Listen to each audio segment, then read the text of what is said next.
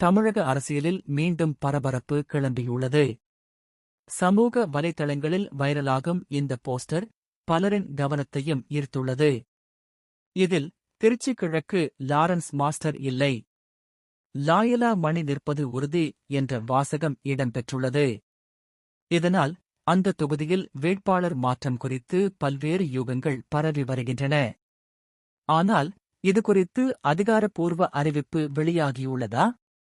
தற்போது அதற்கான உறுதியான தகவல் இல்லை.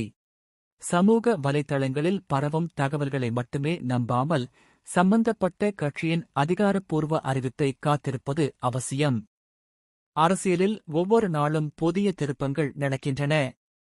இந்த தகவல் உண்மையா, வதந்தியா என்பதை வரும் நாட்களில் தெரிந்து கொள்ளலாம்.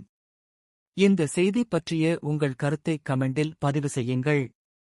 மேலும் இதுபோன்ற அரசியல் அப்டேட்களுக்கு எங்கள் சேனலை சப்ஸ்கிரைப் செய்ய மறக்காதீர்கள்.